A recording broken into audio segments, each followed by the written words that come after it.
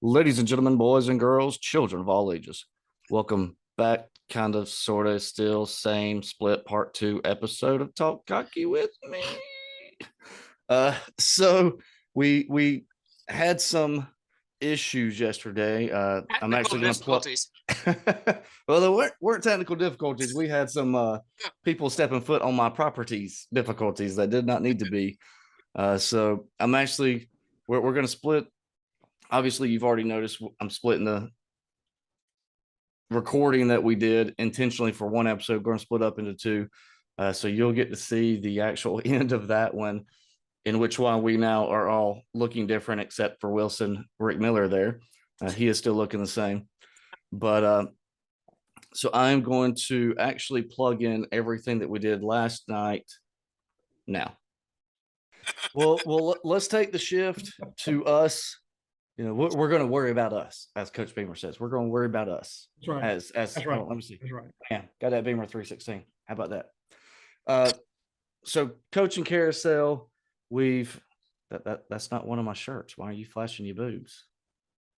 Come on, man. Laundry, man. Come on, man. Laundry day.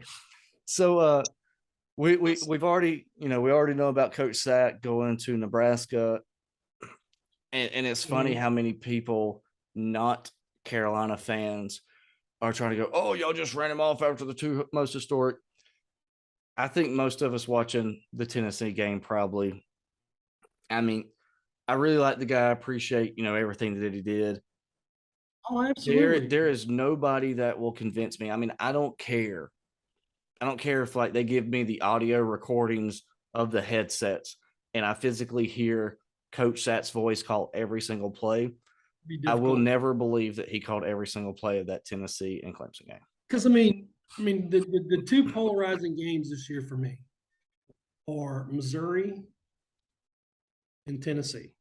Yeah.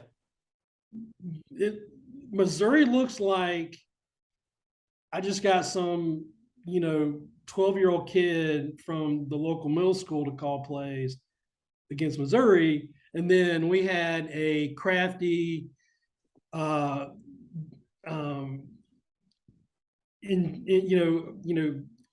that could like think outside the box and you're going to put your playmakers where they need to be. It was two totally different games. Yeah. And the problem too was you go from 90% wide receiver screens to 90% 20-yard routes. Right. It's just not close. But let's go down the list with what we have left, and then we'll like I said, we'll go around in a circle or triangle, and I'm going to ask coaches' names. Y'all tell me if you think or want them to stay. And yeah, we'll do that. Right. So numero uno, the one, the only, Mr. Pete Lembo. If either one of you say that you want him gone, I will personally murder you. Dude, not a chance. The boy should be like Bros Award winner.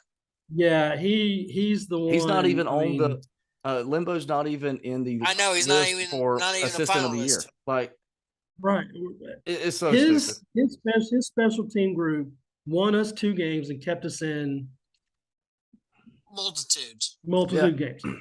Yep. And everybody's like, well, it's just special teams. I was like, there's 3 facets of the game: offense, defense, special teams. It's a team game. A team That's sport. Right. That's right. We'll go with it, Rick. You were going. What's your thoughts on Limbo? Oh, definitely. Keep him. Pay the man. Pay the man. That's right. Pay him. Seriously, I mean, he is probably the most underappreciated, except for Carolina fans. Yeah, coach there is. Yeah, and for me, I think he stays.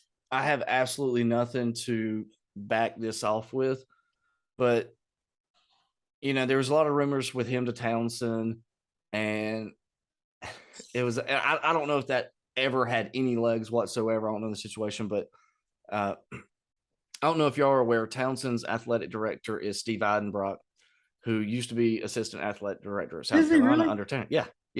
So he went there before this year. Yeah. Okay. and that was always our contact before. Yeah, that's all I'm saying. But so I tagged him in the post when they beat UMass in basketball, Yeah. and I congratulated him on that. And I told my wife, I said, if Steve takes Pete Limbo from me, I will not be a Oh, happy we man. drive, and it was a road trip. I was like, I will not be happy. And I don't know if y'all noticed too. In 2026, I believe it is, we're actually playing Townsend in football at Williams-Brice Stadium. So I We tagged, are. yeah, I tagged him in there, and I said, "I see you, Steve. I see what you're That's doing. right. I That's got right. you." So, and me personally, this is just my thoughts and opinion on it. I get the vibe from Limbo that he's kind of done with the lower tier school as far as being a head coach. I think if the right job came around, he may take it. But he just doesn't put off the vibe of I need the spotlight of being a head coach anymore. You look, that's exactly right. I think he has that. I am good at what I do. I I have want to found be a home. great at what, yeah. I'm comfortable, and I'm successful. And why move? Yeah. I think if there's the right one comes out, I don't know what that might be, but yeah. And I had my two blank check coaches. It was Limbo and Step. Of course, I'm cool with throwing T Gray in there and some other ones, but Right. people came after me on that. And I'm like, I was in the middle of work. I was just like, let's post a funny tweet, That's right. and people ran all over me. Some other ones, Coach Step. I don't think he's going anywhere, not anytime soon. At least I No, hope he's not anytime soon. I Right. think I think he's playing a pretty big role from some of the rumblings that I've heard in this offensive coordinator search. Him and Beamer both have some connections with some really, really, really high caliber offensive coordinators. And honestly, I think the last 2 weeks have. I'm looking at your nose. Oh, sorry. I think the last 2 weeks have played he's a pulling a huge Wilson. Yeah, I know, right? The The last opposite. 2 weeks have played a huge role. I think it upped Beamer's street cred to get a good offensive coordinator. Yep. I mean, he may not be able to get, Garrett Riley or somebody that's on all of our wish lists. I don't know, You know, but some of those coaches are friends with Steph. That's right. I mean that's the thing with these connections, and that was what I was saying too with Step, that I don't think he's going anywhere. Him, to me, kind of same thing with Limbo. He comes off as a future NFL coach guy. I don't You know that think? I don't know that I see him ever going just up and leaving to go to another college team. He comes off as future NFL coach, just with his techniques and how he breaks everything down. What you saying, Rick, on Steppy? Yeah, he definitely it gives me the NFL vibe as well. I don't think he's going anywhere. He's got connections with Kendall Briles. There's that. I don't see us going after Riley. Simply, he's got TCU in the playoff picture. Yeah. He's a Broyles finalist. Well, and they're saying too that the rumors that recruits are being told that we won't hire an OC until after the bowl game. Well, I'm not sure if that means anything, but if a certain coach is busy through the bowl season, that might be why we would wait. According to Beamer, he's saying he'd rather get it done sooner or later, but he's not going to worry about it for a while. Mm-hmm. Which lends the idea of the rumor mill that he's going after somebody who's already still playing or still coaching. Right. And also I think doing that allows, because Beamer can say, I'm not doing this, I'm focused on one more game.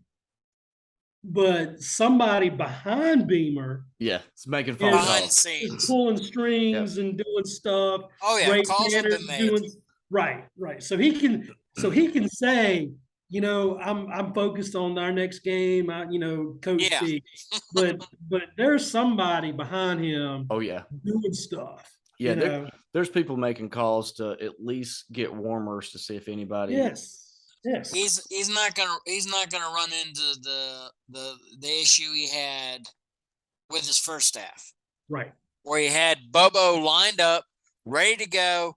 We're gonna hit the ground running, and then Bobo at the 11th hour decides to jettison and take the O-line coach, and he has to scramble. Hey, I got to wrap this up. Somebody just pulled in my driveway. Yep. Y'all good in the morning about 8:00? Yeah. All right. I'll shoot another invite, but this don't fly here. All right, man. All right, man. We'll see. All right, be safe. Yep. And now we're back to this time. So just gave our opinions on Limbo and Step. Up next, I'm going with Jody Wright. I don't know what it is. I just love this guy. I don't know a whole lot about him, where he comes from, what his background is. If he's put 10 million people in the pros, I really don't know. But he's just, like we were saying last night, he's just a very lovable kind of guy that right. He seems like another one that the guys like to play for. Yeah. Really cool, down to earth dude, but also knows what he's talking about. I don't see him going anywhere. Yeah. No, I just don't. I'm saying. I think if anybody's going to leave staff, it'll be Hardesty. Go with it. Go with it. You open that door. Go with it. I think if there are going to be any mass changes, it won't be Clayton Wright, because he's having depth issues, which is causing. He has to upgrade the talent, obviously, especially at linebacker. And which we are very clearly doing. Right. That is that's on the horizon. Very clearly doing. And Torian Gray has done a phenomenal job with the defensive backs. Yeah.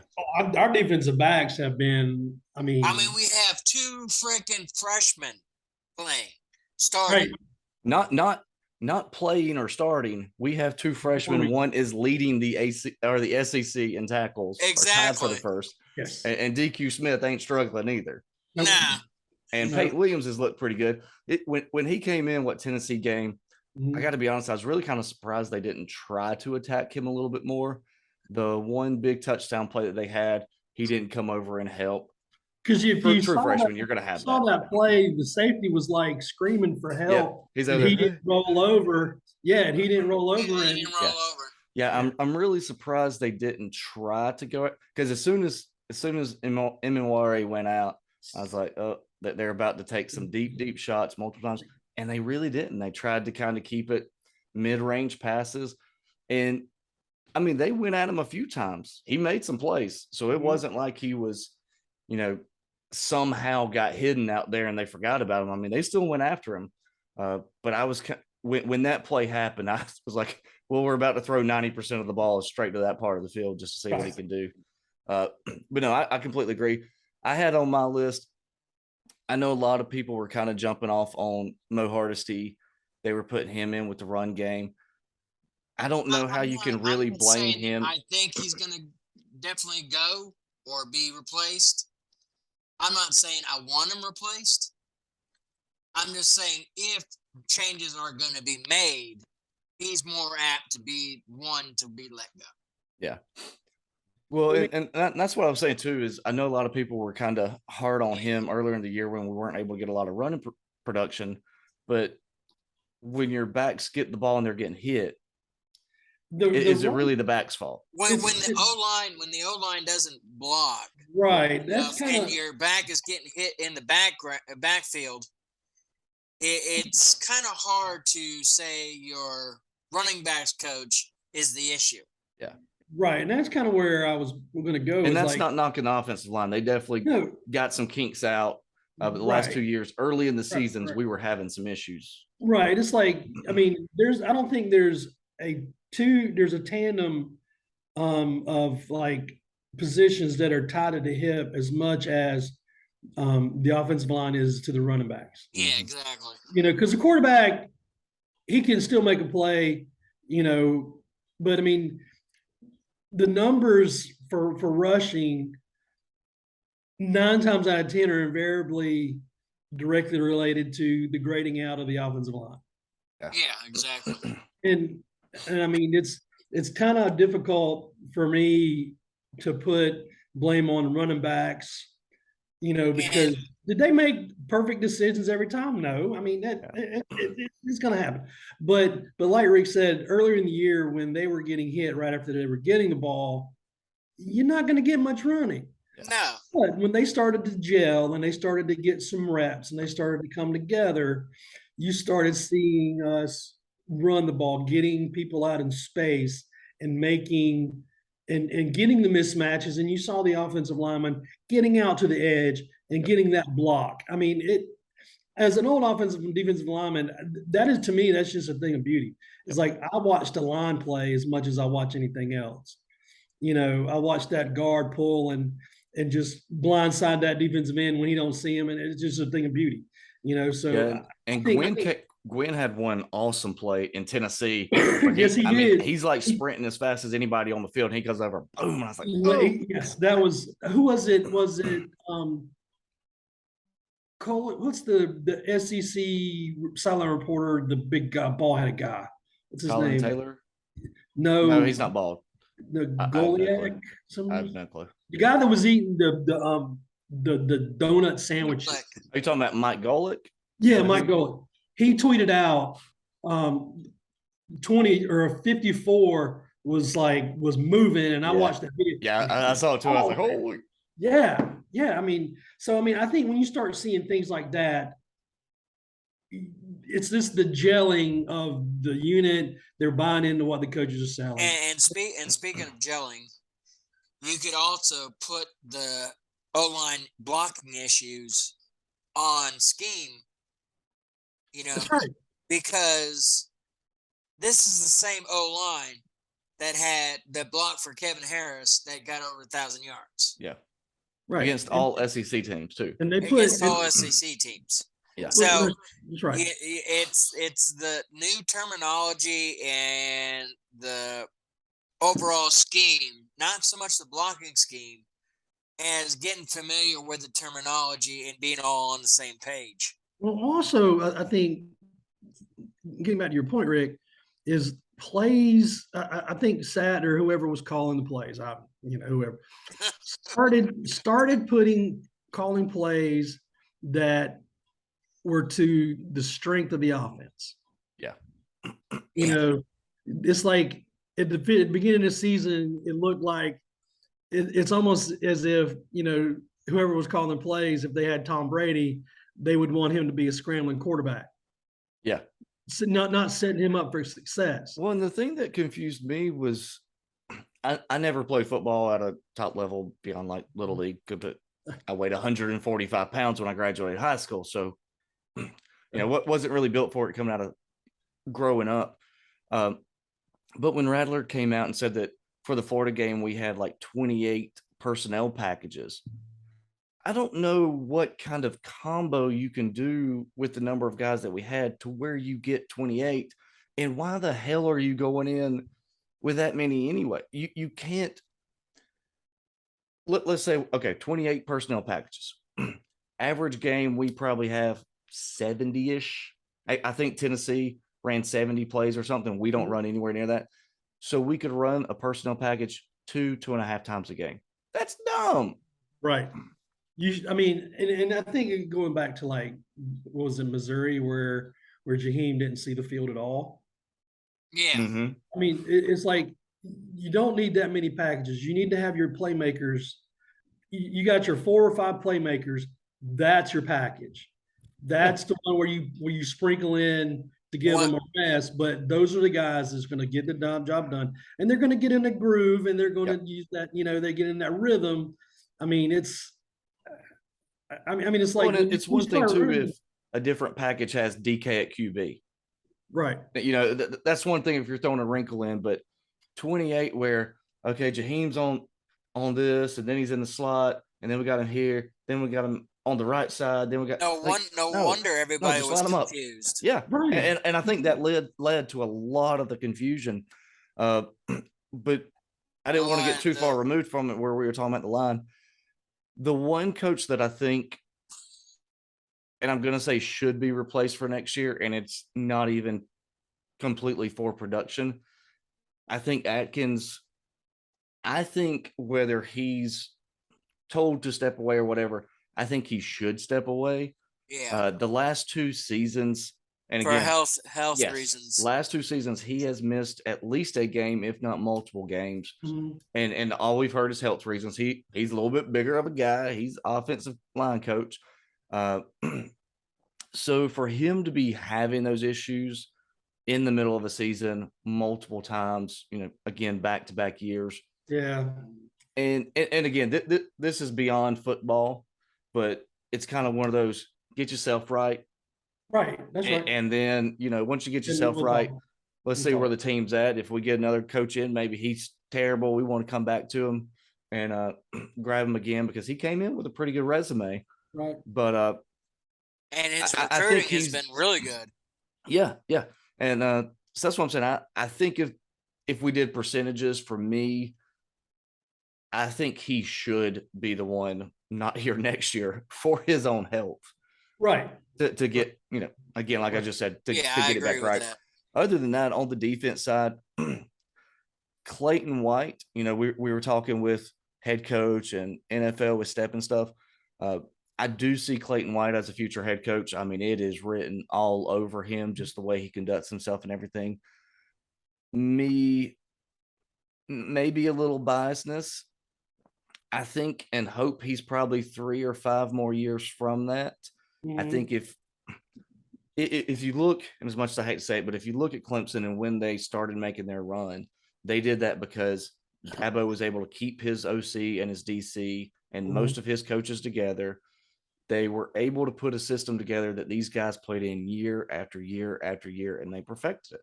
Right. I'm thinking, I think using that same recipe, Chad Morris came into Clemson and he had the foundation of that fast paced offense. When he left, Jeff Scott and I forget the other coach. Yeah, I was trying to think who it was. Tony Elliott. Yeah, Tony Elliott. Yeah. So and they still took that fundamental foundation of that offense and modified it as they went on. And I think Yeah, you weren't going from a air raid to a pro style to a To triple the- option That's right. year after That's year after right. year. It was very similar. Kind of That's like we right. have in the last 5 years. Right. So and I think if we can keep, the new OC coming in and we can have our offense set up, to where our guys it goes to our guys' strengths. And then just as time goes on, everything gets polished, I guess. Yeah. New wrinkles as you need to put new wrinkles on after year 3 or whatever, and I think the same thing with defense. And I think if you keep, just like they kept Venables up there for however long. Ever. Yeah. So, and I think if we can like keep Coach White and get that staff and getting that side of the ball, solidified and getting the talent and the depth. And I think, that is where we use that recipe they have at the Upstate. Yeah. Well, it's similar to how Bama has theirs too, where they'll bring in a new coach because another coach will get a position somewhere else, but they're plugging in pieces here and there. But you have a guy that's been there for years, and he says, "Hey, this is how we do things here." And you're bringing in that next person, get some fresh ideas, but it's kind of this is how it works. This is how we're doing it. Come in, tell us some tricks you got too. Let's build on it. And then they're there for a couple years. Then maybe that first guy, he moves on. Then you've got that next guy that plugs that hole in. Is, hey, this is how we do things. You come and do this. And again, it could be selfishness for me that I want, a good 3 to 5 more years with Clayton, because I think at that time too, we'll have nothing but Shane Beamer and Clayton White, Torian Gray, all these guys, recruits playing. These will be their players. We're already seeing what their recruiting did in just a year, Right. or Yeah, half exactly. what in a month, and then a full year. And, Mhm. and we're instantly seeing this. I think we'll have to hit the portal. I think we'll probably need to go grab some guys, which I'm kind of jumping ahead to the next one. I think we'll need to grab a couple of guys, probably linebacker, grab another one or two for the backfield. We've got talent. We just need to get a little depth. Mhm. Pup, Westmoreland, all of them, they're going to be Westmore, Westland. That's I, good. They came in last year with Blanton. I'm having a brain fart. But we're going to have talent there, but we're going to need some guys that can come in. And again, Stone was the only one that really got playing time. Mo Kaba was looking really good. Debo looks really good. You just need more bodies than That's right. three. That's right. That's right. Yeah, I think Clayton White, 3 to 5 more years, this defense will be hellacious with what they're bringing in and with his scheme. Mhm. And he, to me, I think if he does that, he'll skip and this is no knock on Townsend. I'm just saying that because of limbo, but it's no knock on any of those mid-level programs or whatever. But I think if he's here for a few more years, if the program continues to go in the direction that it looks like it's going, Oh, it'll be a top tier school. I think he'll be able to kind of skip that tier, get straight into a Power 5 conference and go from there. But Sterling Lucas and Jimmy Lindsay, I kind of put them both in the same. I don't think we've seen enough on the field to say yay or nay. So many injuries, so many inconsistencies with that. And And the then thing is, lack of depth, like we've been saying. It's right, hard to right. say, hey, your line's not doing great when you're asking one guy to play the entire game. Right. I mean, Exactly. And then another thing is, like, especially on defensive and offensive line, very rarely do you have somebody come in like, say, Clowney, that starts from day one as a freshman. mhm. Those are generational players. Generally, when somebody comes in, defensive line, offensive line, they need that redshirt year to get their bodies. Right. It's not Physically that they're ready. not strong or big, but get their bodies prepared and get a bona fide strength and conditioning coach Well, they're to going from high mold their school. bodies. Yeah, they're going from high school linemen that you might find a guy that's 250 one week. Next week, you're going against a guy that's 205. That's right. In the SEC, you're going against 275, and the next week's 320. That's right. That's right. So, and I think they need that year of maturation to get a little bit more mature and get their body sculpted for what they need, Mm-hmm. and not just some Plus, PE they coach need the saying, reps right, right. because I mean it's not necessarily a different blocking scheme, but the two lines have to gel. Right. They have to gel. They can't be an individual, like one guy blocks one guy and the other guy. It's got to be a unison type deal. That's right. Same with the defensive line. I mean, you've got your stars, you got your pressures and everything like this, but if they don't work together, then you have breakdowns and you have big gains on the run, and That's right. you fail to get to the quarterback. The pressure. I mean, it's like, on run plays, it's like knowing your responsibility. Like in high school, they're just saying, go get the ball. In college, it ain't go get the ball. Got to play your lane. You have a lane. Stay there, contain them. Yeah, exactly. And your job as a defensive tackle or interior guy is not to go get the ball 10 yards down. Your job is to keep the guard and the tackle off of your linebackers so that they can go get the ball 10 yards behind. Yeah, it's not I was about to say job. sometimes your job is just sit there and take 2 blocks. It's not a sexy job. Yep. But it's important. And I think these guys are starting to buy into that. Mm-hmm. They have a job, and what was Muschamp's famous thing? Do your effing job. Yeah. These guys are doing their job. Yep. And they're pretty damn good at it. Yes. I mean, and that's the thing. I think we've seen enough with, again, the health and talent that we have I'm cool with them coming back. I have no issues with. I mean, really, I don't have any issues with any of our coaching staff that's still on No. staff. It's still on staff. I tried to say that quickly. I'm in sales. We have to say things legally, and you're like, oh yeah, Yeah. you gotta. Well, I said it. If you didn't hear it, I'm sorry. But moving to the players, I think on my list, I think the definite gone is Cam Smith. Mhm. I mean, before the season, he was getting all the praise from everybody. He's had a good enough season. He fits the mold of an NFL DB. So I would be more shocked if he came back. What was that? Yeah. I see Pickens going as well.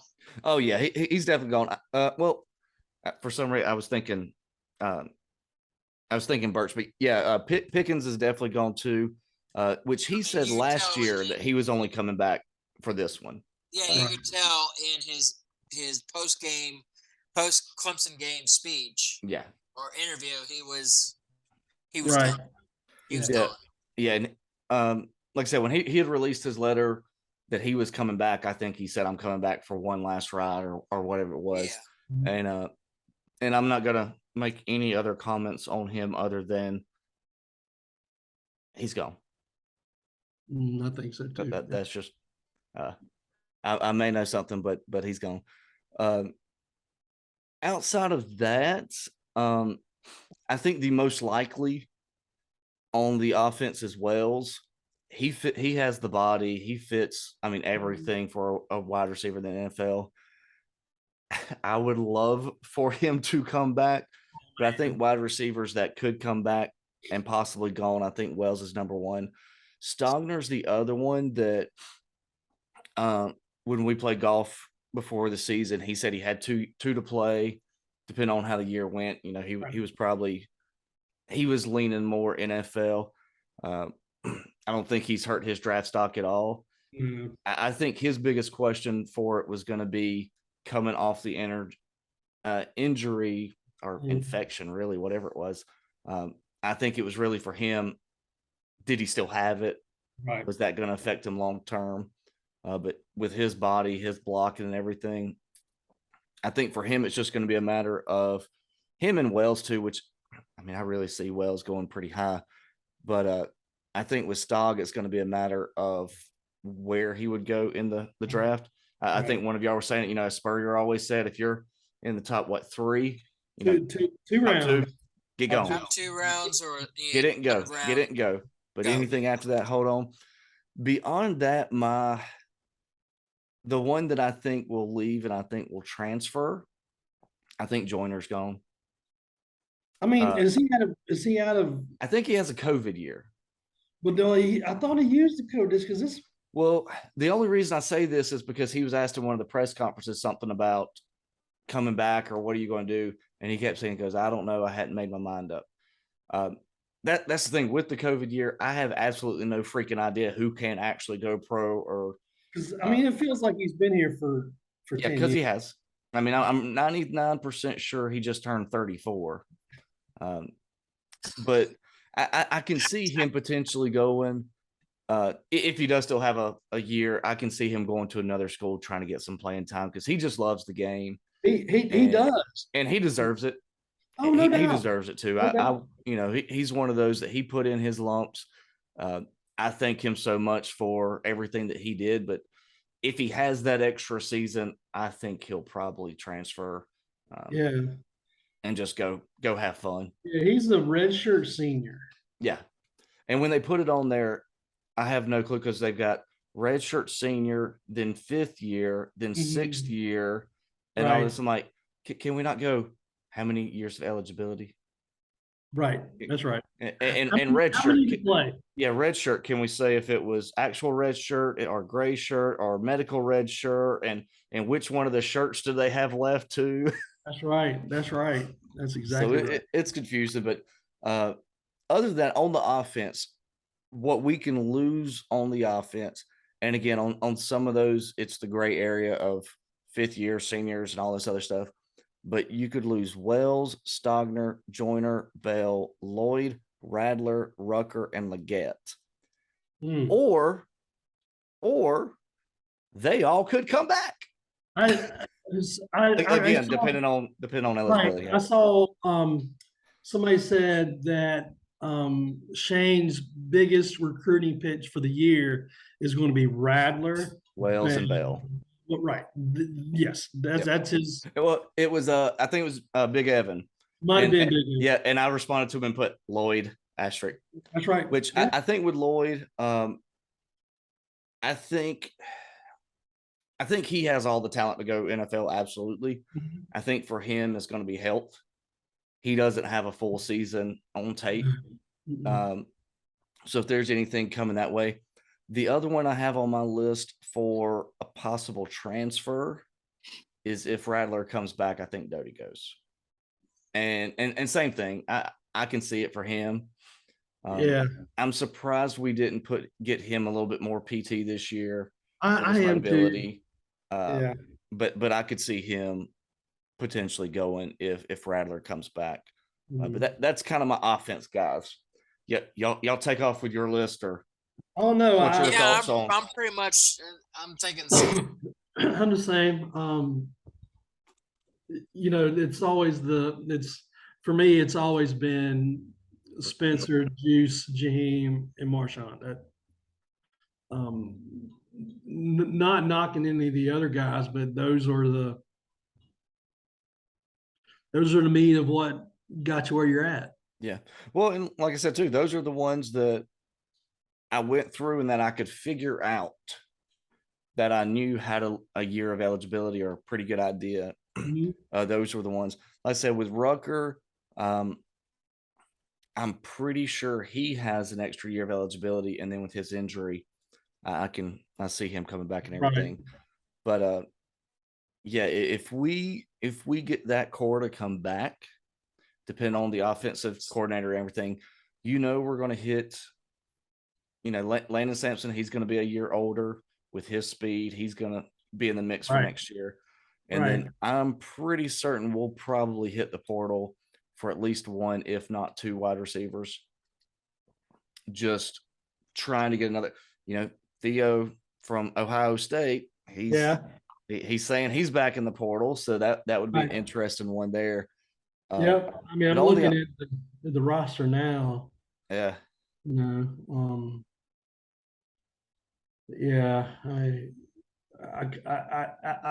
try to, I think we do go get another receiver to, another big body, strong guy like Juice. Yeah.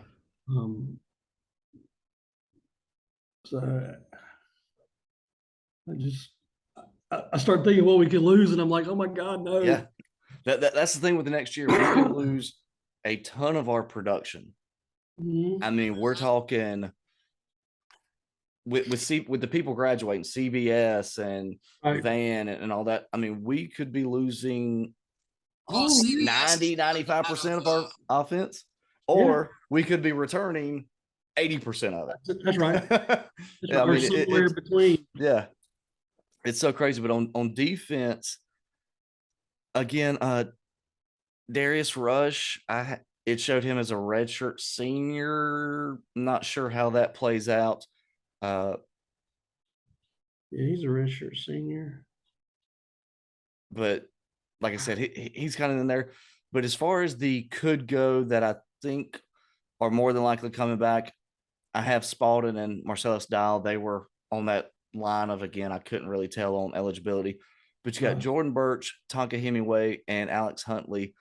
All of them could. But I think they come back.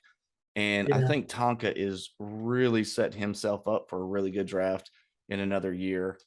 And if he puts that production out again. I agree 100%. For me, he and Alex are kind of like my two guys that I'm wanting to come back on the defensive line. You really cheer for them. Yes. Yeah. Jordan Birch is the one that we don't say names or anything, but someone before the season called him the B word and said that he was a bust. And I'm like, the guy's just sat here and had a consistent career. Right. Did was his high school ranking the highest since Clowney or whatever? And did we expect him to come out and be the next Clowney? Maybe, but is it his fault that he's just been Mr. Consistent? It's not like he's gotten whooped. It's not like he hasn't gotten playing time. That's right. I mean, he's out there making plays, doing his thing. He's just not the flashy guy. That's right. Except when he intercepts it and runs it 20 miles an hour into the 60 yards the other way. That was still one of the greatest plays ever. But those guys I see again could go. If they come back, I think all of them only help themselves. I don't see any of them really being major. If we go off the Spurrier list, I don't see them going top 2 rounds. So No. I think they should be back. But more than likely, losses that have a potential year left. Pickens, as he should. Cam Smith, as he should, with his projections. To me, those two are the no-brainers. Yeah. And but again, I think we'll probably, if we're talking portal recruiting, I think for next year we probably need to grab.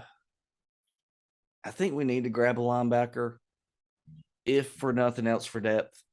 I think we need to go grab a guy, and then I think a linebacker and an interior guy.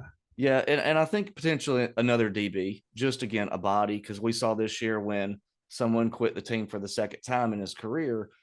When you get a couple guys banged up, and again, we had a great freshman class. They're going to be a little older. And they're going to get better. Yeah. So they're going to come in. We have a phenomenal freshman class coming in again. So that's going to add some depth. Kind of same argument. I would like to have maybe just another fallback guy with some experience. Same That's thing right. with Reed. Came in, experienced guy, had a great season. He was here, made plays, also gave opportunity for other dudes to get some playing time.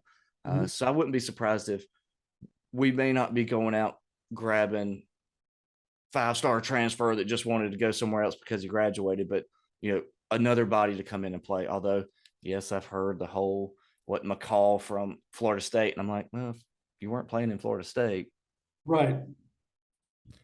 But what you got, Rick? What you got on the defense side? Defensive side, I see Cam Smith and Pickens going. I think pretty much Tonka, he might lean that way to going. But I think he's coming back for another year. Yeah, he's had a great season. I think he's really gotten put on some radars. I think if he comes back and has the same season, are out of eligibility. Yeah. So. And that was the other thing with Jordan Stragan. Does he have another season? No, he can apply for a medical red shirt if he wants to. Yeah. So it'll be interesting what ends up happening with him. Yeah, with him. That'd be a huge comeback for him. That would be, yeah. That'd be huge for us. Yeah. And then if we're going to be fair, and if we're going to say it's a 3-part game, defense, offense, and special teams, technically Kai Kroger and Mitch Jeter are juniors. And although apparently none of the awards people think so, they are some of the best in the nation at what they do. Yeah, Jeter just only went 10 for 10 in the season. Right. And I'm sorry, but from now on, the Ray Guy Award is bullshit. Yeah. Yeah, well, I agree. Again, you don't even have Limbo on the top assistant in the nation. We were from all year long, South Carolina has been the number one special teams efficiency in the country. I mean, all we've heard since Georgia State is, oh, well, if it wasn't for your special teams, you wouldn't be in these games. Well, there's how many aspects are there? 3. But again, when the entire narrative around your team is if it wasn't for this special teams coach, this punter, and this kicker, we would not be in these games. How are those guys not up for recognition? Right. Exactly. I mean, if you're saying that our team sucks except for them, and then we end up going 8-4, they should get the credit. That's right. And possibly going in 9 ball games. Yeah. I mean, I ain't gonna lie. I thought our seeding was 8. Every Clemson fan I talked to basically said if it wasn't for a punter, we would have lost that game. Yeah. Well, every single Clemson fan's an idiot because we should have won that game without having to punt. we should have won. We should have won. Yeah. But even Clemson fans are acknowledging Kai Kroger. Yeah. Yeah. I mean, one of the 87 Colquitts that played for Tennessee, same thing. Yeah. Our defense played stout, and he would freaking flip the field, and we'd start on the 2. I really have to be honest. That game that the Colquitt put, I think it was 3 inside the 3. Mm-hmm. I've never seen a punting performance like that other than Kai Kroger Saturday. Yes. I mean, and it was, which I think Colquitt like rolled every single one out at the 1. I mean, he just pinpointed them in the corner. Nobody had to go catch them. But Kai did it everywhere. He kicked it, had guys go down in there and stop it. He rolled a couple out, had one bounce back in. I mean, as a fan for your team, you're just like, yeah, we pinned them back. We've been on that other side, so we know how bad that royally sucks to have. And how impactful it is. Yeah, it does. You're virtually, I think the percentages are less than 5% of scoring a touchdown when you get the ball inside your 5. So I mean that gives our defense instantly a better situation to be in because he did that. And for them to be like, well, when I think somebody said that the 3 that were in there had the highest net average. I'm like, that's just lazy. That's just lazy to sit there and go, oh, well, they had the highest net average. Look at the game situations and the impact of them. Yeah. If the game's on the line and the ball's on the 40 and he punts it 5 yards and puts it on the 2, although that would be impossible, whatever. Yeah, big whooping deal. Who gives a crap? But when the game's on the line and you're pinned back on like the 30 and your guy punts at 79 yards and pins it down on the 1, that's pretty daggum good. Like that deserves, and my math was terrible on both of those. That would not be 79 yards either, but who gives a crap? You don't come to me for math. That's right. But yeah, it's crap. I mean, had 3 kicks of 60 yards or more. Right. Well, and he also should have had the Holder Award last year. I mean, he caught some of those snaps last year that were over his head, behind his back, and all this, and put him down. I mean, it's insane. And I don't buy a whole lot into the conspiracy against Carolina. I just think these awards have gotten lazy. The Heisman goes to the best running back or the best quarterback on the number 1 team in the nation. Like, that's just lazy. Right. I mean, Larry Fitzgerald should have won the Heisman Trophy when he was the wide receiver at Pitt. Yeah. But instead you give it to Maurice Clarett because he was the running back for Ohio State. Like, that wasn't even close. But we'll get off that bandwagon. Bowl games. Let's just kind of throw it out. What bowl game do you think we'll get? What bowl game do you hope we get? I think we go to Jacksonville. And I'm hoping, because if it's Jacksonville, that's easy there and back. And I'm hoping for Orlando because that's a good bowl game too. Well, I think the Citrus Bowl is probably LSU, unless LSU really stinks it up in the SEC championship game. Then I can see us going to the Citrus Bowl in Orlando. It's more than likely the ReliaQuest, the old Outback Bowl in Tampa, or the Gator Bowl in Jacksonville. Yeah, they definitely a Florida destination. The Cheez-It Citrus Bowl, which just sounds disgusting, orange Cheez-Its, but I will kind of say that I do at least like now that we have the sponsors when they're buying the rights to it, they're keeping the traditional name. Right. Because when you had the whatever, and then the Beef O'Brady's Bowl, and then it's the Charmin toilet paper bowl, and then like you can't remember what that is. So I'm at least glad that they're sponsoring it, saying, "Hey, we're sponsoring it, but we're keeping the traditional name, so you know what the hell bowl game Right. this is." That's right. I'm with y'all. I think the peak right now, from everything that I've seen, I don't think we'll get Outback, but it looks like it's kind of between Citrus and Jacksonville. What's that? The Gator Bowl. Yep. Personally, like you said, I'm selfish. I would like a much shorter trip, and it Yeah. would be a much easier sell to the wifey of, do you want to drive to Jacksonville and we'll go do that? I've basically already told her that we're doing it because we were able to start putting in for vacation, which feels like I haven't had to actually file for vacation in 6 years. Oh, wow. So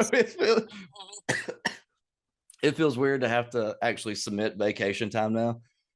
So she goes, "Hey, what'd you take off for Christmas?" I said, "I took that entire next week off."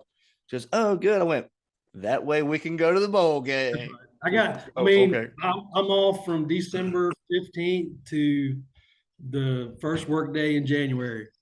Her So, birthday's the 17th, so we're taking the 16th off and taking a little long weekend with some friends. oh, sweet. But yeah, so Oh I'm yeah, thinking I'll be going to the bowl game, yeah, especially if it's the Gator Bowl. that's the thing. I think people will travel to Orlando. I'm kind of on that fence. I would like to again, that we've got some friends around Orlando that we haven't seen in a while, so that would be pretty neat. But Jacksonville, much easier sell. I think we would pack that freaking stadium. Oh, no doubt. No doubt. I think it would probably end up being a situation that whoever we play against would probably have to sell some of their tickets to us. I think we would go over 50%. I have heard potentially Notre Dame for that game. Mhm. I think that would be an intriguing matchup. Again, it would be the two teams that beat Teams that Clemson, beat and they're Clemson. talking about Tennessee and Clemson, the two teams that Playing in the we kept Orange out. Bowl. That's right. So that would be actually a fun. That little might be the storyline. one time that I would never watch the Orange Bowl. I mean, could you imagine how terrible that would look? And how pukey orange is going to be for the whole thing. Ugh. You got baby carrot food, like it's just. That's exactly right.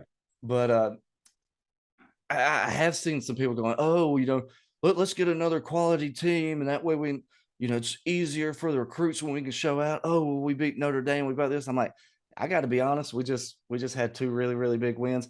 I'm cool if we get somebody coming limping in.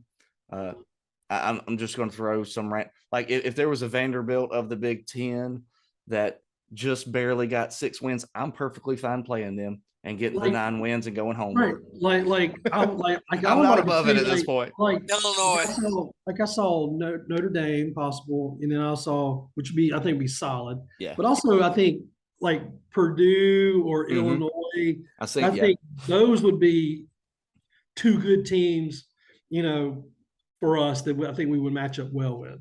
Yeah, those Rick, you had pointed out the Illinois. And now that I think about it, I know on the Cheez-It they had posted and they had Purdue and LSU and Illinois and LSU. So maybe the Gator Bowl the ACC one then?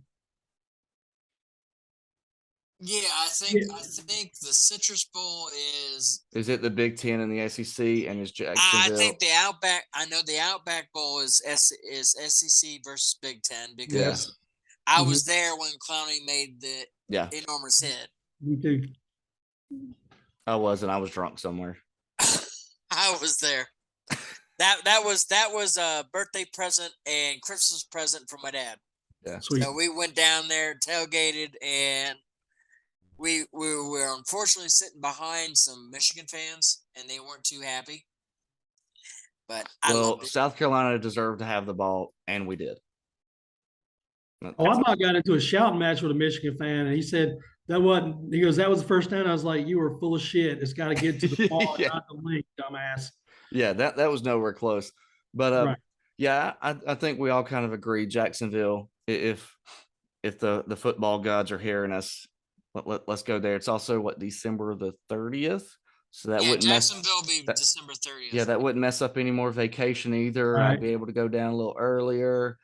That's right. Yeah, hoping for that one, but I think these next few weeks leading up to that, it's going to be interesting to see if we have an OC.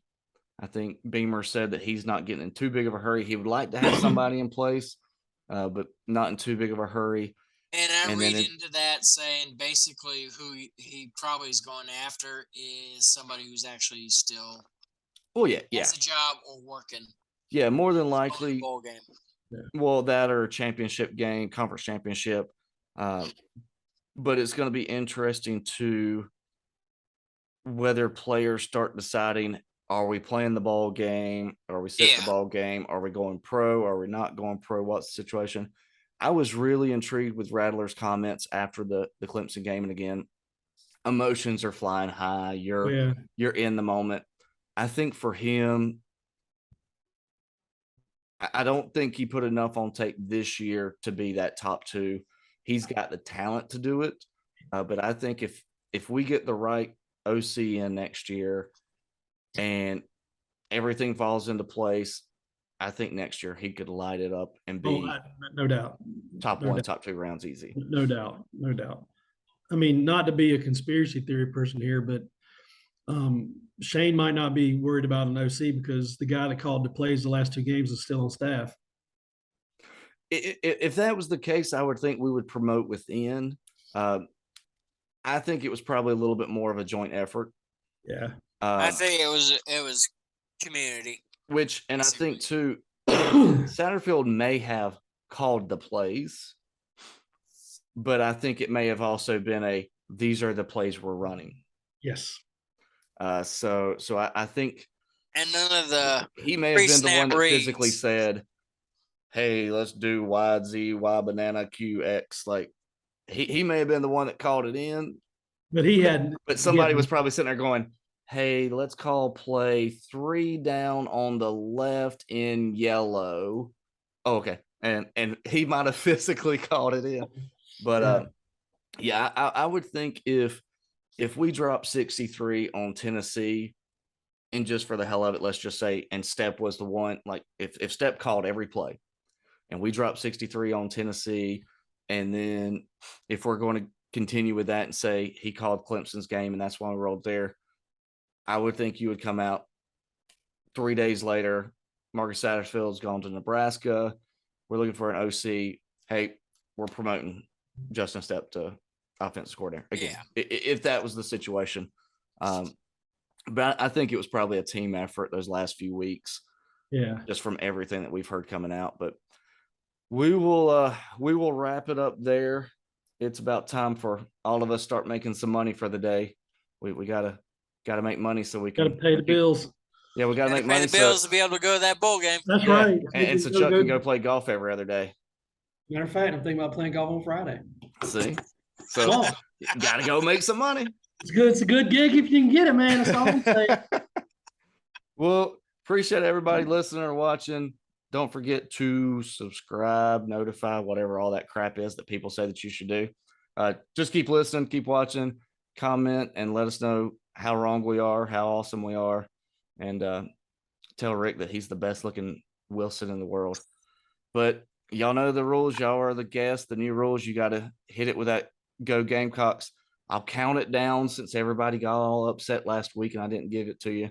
So on 3, y'all hit them with the best demo doing the Go Gamecocks. So 1, 2, 3. Go Gamecocks!